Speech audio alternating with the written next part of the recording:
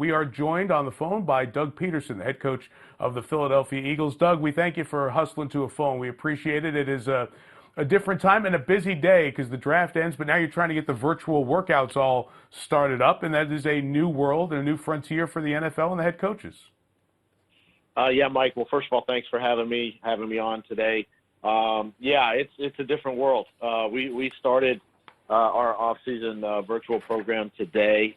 I had my first team meeting. We had over 133 members, team, coaches, personnel, staff on that call this morning, and got everything kicked off. So, and then we just finished up the draft. So we're putting the final touches on that and UDFAs right now. And so it's been a busy Monday, but we're excited, looking forward to, hopefully one day getting back together. So that's a crazy deal. I mean, think of all the years that you played and you come in, there's that first meeting of the year and everybody's there, so many people are there, and now you're doing it and you're talking into a computer screen. What was it like for you, the head coach, to try to address 133 people and you're just talking to a screen?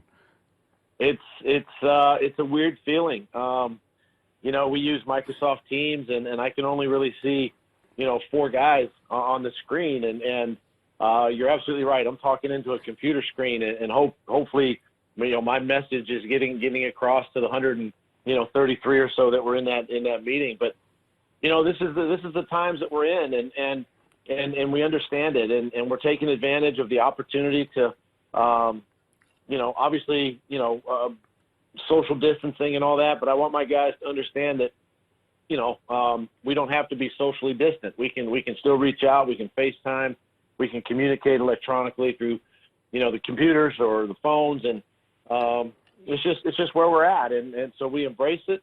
We don't make excuses for it. We understand. I hope my, players got that feeling today. I want them to be safe, their families to be safe, and we put, we stack days together. So today is day one. It is a different world. Let me dive into your draft here a little bit. With Jalen Reagor, the 21st overall pick, there were many wide receivers. Folks had different orders, different ranks. What was it about Reagor's skill set that you still feel comfortable after a few receivers came off the board to take him to help your offense? Yeah, well, one of the things, Mike, that Howie and I looked at the end of the season is we definitely, felt like we had to get faster, and not just faster at the receiver position, but at all positions. That was one of the things that we wanted to address, whether we did it in free agency or obviously in this draft. And the other thing is this draft was really, really deep from a wide receiver standpoint. And so we had targeted a couple guys early in the draft, and obviously some really good receivers came off the board. But Jalen is a guy who is extremely explosive. He's got great speed. He's a dual returner, for us and obviously for TCU. And he made perfect sense for us, and just going to be a great fit. Got to get him obviously caught up with what we're doing offensively, and we'll do that this spring when we can meet with them and get him going. But really like his skill set, be able to utilize him not only as an outside receiver, but he can go inside and be versatile that way. And then again, as I mentioned, the dual return. Returner possibility. So just an exciting prospect for us.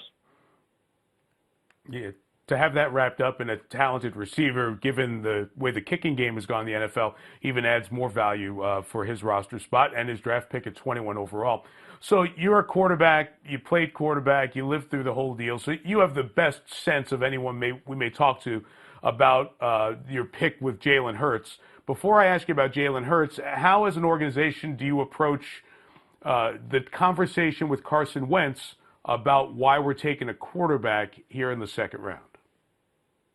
Yeah, that's that was obviously the main thing and the main point that when I spoke to Carson, before the pick, that just wanted him to understand that we value the quarterback position extremely high, here in Philadelphia, but at the same time, Carson understands, and I wanted him to know that he is our starter. He's the face of the Philadelphia Eagles. He is our franchise. He is the guy that's going to take us back, hopefully one day back to the Super Bowl and get back to that championship level. And so I wanted him to understand that first. But he also understands and wanted him to understand that, we're going to continue to evaluate quarterbacks and continue to draft quarterbacks every year. I've been a part of this as a player when my days in Green Bay, and then obviously as a coach now. So, it's something that it is important that we look at the quarterback position each and every year, ways to develop young players and see how they can help your roster. So Jalen was sitting there